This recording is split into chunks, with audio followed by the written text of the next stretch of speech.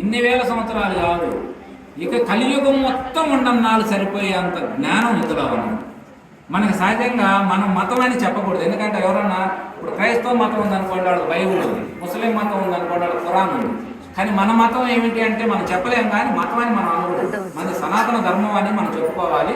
కానీ మన మతపరంగా వచ్చేసరికి మన గ్రంథం భగవద్గీత, ఇది స్పష్టంగా అందరికీ తెలియాలి. దీన్ని అందరూ వీలైతే చదవాలి. దీని గురించి అప్పుడప్పుడు ప్రవచనాలు, మనం చాలామంది టౌన్లో అనేది దీన్ని అధ్యాయాల వారి చదువుతూ ఉంటారు పిల్లలు. సంస్కృతం కూడా పిల్లలు చక్కగా నేర్చుకుంటున్నారు. కాబట్టి మనం ఇవన్నీ కూడా తెలుసుకోవడమే. మానవుని జీవితం ఎలా ఉంటుందంటే నీటి మీద నావ తెలుసు కదా, పడవ. ఆయన చక్కగా ప్రయాణం, ఏ ఒడిదుడుకులు లేకుండా. మనం రోడ్డు మీద పోతున్నాం అనుకోండి, ఒడిదుడుకులు ఉంటాయి. నీటిలో పడవ ఎలా ఉంటుంది, చక్కగా ప్రయాణం హాయిగా ఉంటుంది.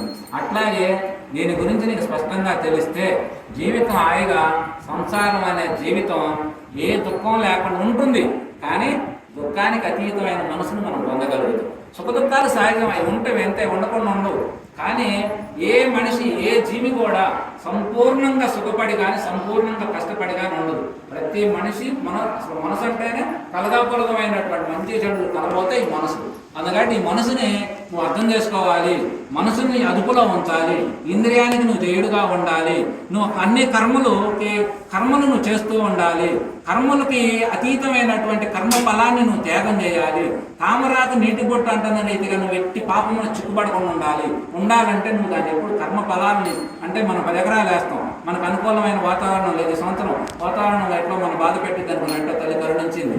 అట్లా కాదు, వచ్చింది నష్టం అవుతుంది. అయినా మనం చేసేది ఏం లేదు, కానీ చేస్తూనే ఉండాలి. అది జీవితాన్ని లక్షణం. అట్లా చేసుకుంటూ పోవాలి. ఇవాళ మనం ఈ కార్యక్రమం ఇవన్నీ చేస్తాం, ఒక్కో చోట మన ఫలితం ఉండదు, నీకు సంబంధం లేదు, కృష్ణార్పణం చేసుకుంటూ పోవట్లేదు ఈ పని.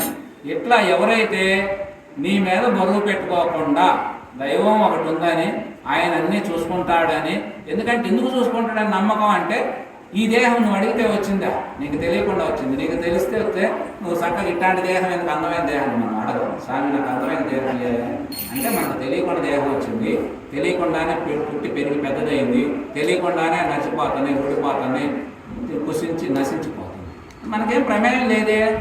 కానీ అలా ప్రమేయం లేకుండా పోతా ఇంత జరుగుతూ ఉంది. మరి ఇదంతా మనకు అర్థమవుతుంది కదా. మిగతా కర్మలన్నీ మనకు ఎలా సంబంధం ఉన్నట్టు, ఇందులో 2 పద్ధతులు ఉంటాయి. ఒకటి, మనకు సంబంధం లేకుండా సృష్టి అంతా నడుస్తున్నది. ఈ దేహాన్ని తయారు చేశాడు, ఆయన ఇచ్చాడు, మొత్తం చేశాడు.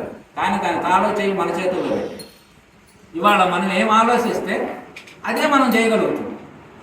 ఏమి చేస్తే ఆ ఫలాలే పొందగలుగుతాం. నువ్వు ఏమి కావాలనుకున్నా నువ్వు కావచ్చు.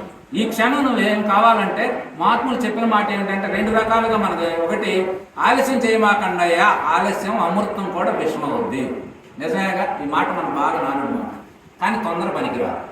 మరి ఈ మాటకి ఆ మాట సంబంధం లేదు. చూడండి, అంటే ఈ విచక్షణ జ్ఞానంతో ఏది ఎప్పుడు ఉపయోగించాలో మనకు తెలియాలి.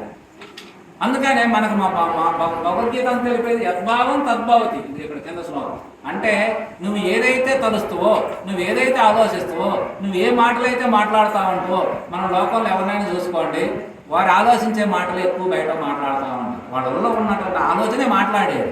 నీ ఆలోచన నువ్వు వేరు కాదు, నీ ఆలోచనే నీవుగా మాట్లాడుతూ ఉంటావు. ఒక మనిషితో కాసేపు మాట్లాడండి, లోకంలో మీరు బాగా చూడండి. ఒక మనిషితో మాట్లాడితే ప్రాణం హాయిగా ఉన్నట్టు.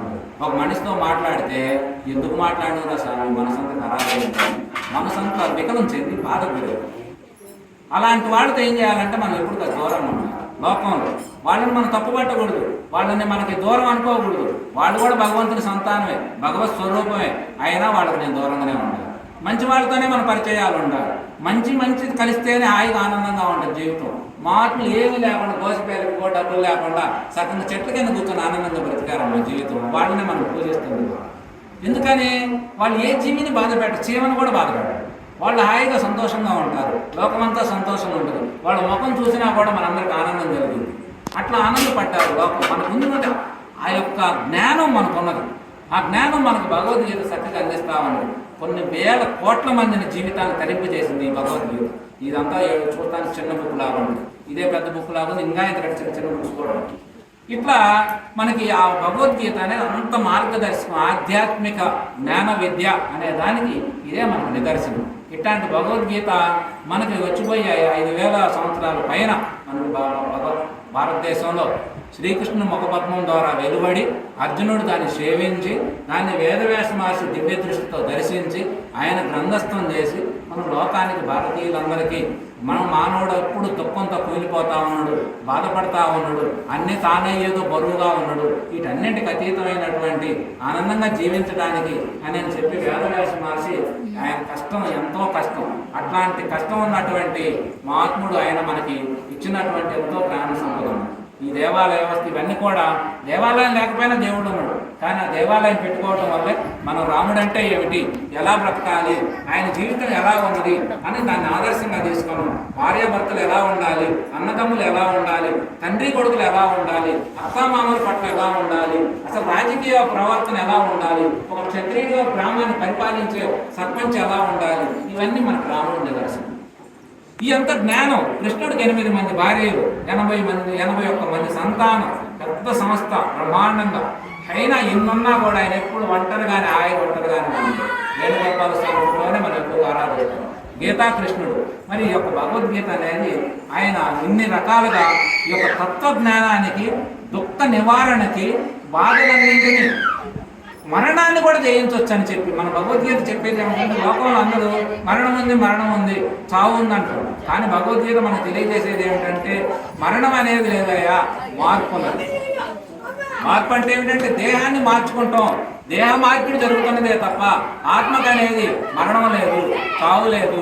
ఆ ఆత్మే నీవై ఉన్నావు, నీవే ఆ ఆత్మ అయి ఉన్నావు, నీ ఆత్మే సృష్టి అంత అయి ఉన్నది అన్నది. కాబట్టి మరణం నీకు అనేది లేదు. అందుకే అర్జున నువ్వేమన్నా దేహాలన్నీ మనల్ని చచ్చిపోతాయని బాధపడుతున్నావేమో, దేహం అనేది మారాల్సిందేనయ్యా. వాళ్ళదైనా మారాలి, మందైనా మారాలి, అందరం మారాలా. నువ్వు యుద్ధం చేయకపోయినా వాళ్ళలో బ్రతికే వాళ్ళు ఎవరు లేరు, అర్థమైందా? నువ్వు చేయకపోయినా వాళ్ళల్లో మిగిలి ఉండే వాళ్ళు ఎవరు లేరు. ఇక 4 రోజులకైనా పోతారు. ఆల్రెడీ అసలు నేను వాళ్ళ అంతరంగంగా వాళ్ళని చంపేశా అని కూడా చెప్పాడు. చంపేయటం అంటే ఎట్లా? ఎప్పుడైతే నువ్వు అధర్మంగా ప్రవర్తన ఉంటుందో, శ్రీకృష్ణ భగవానుడు మనకు చెప్పిన మాట ఏంటంటే అర్జున నువ్వు చేయకపోయినా వాళ్ళలో బ్రతికే వాళ్ళు ఎవరు లేరు, ఆల్రెడీ నేను వాళ్ళందరినీ సంహారం చేశా. ఇక నువ్వు ఊరకేదో ఏదో అంటా చూడు, ఒకట్లేదో ఆదరుగా ఉండి నిమిత్త మాత్రుడుగా ఉండి నువ్వేదో చేసినానని నువ్వు కీర్తి గడించడమే తప్ప నేను ఆల్రెడీ వాళ్ళు చంపేశా అని.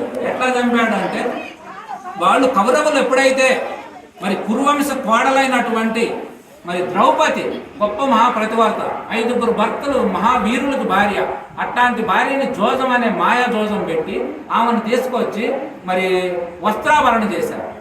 ఇంటి కోడలు ఎవడన్నా బుద్ధున్నవాడు చేతట పెద్దలందరి సమక్షంలో జరిగింది, గొప్ప వాళ్ళ సమక్షంలో జరిగింది.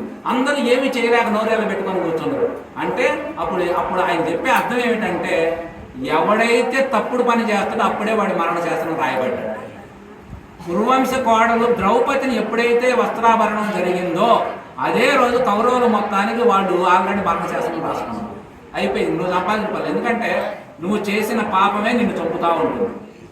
ఈ మధ్య మనం 4 ఏళ్ల క్రితం చూసాం, ఏదో ఒక అమ్మాయిని చేసిపోయి 4-5 పరాభవం చేశారు, తెల్లారిపోతుందే కాల్ చేశారు.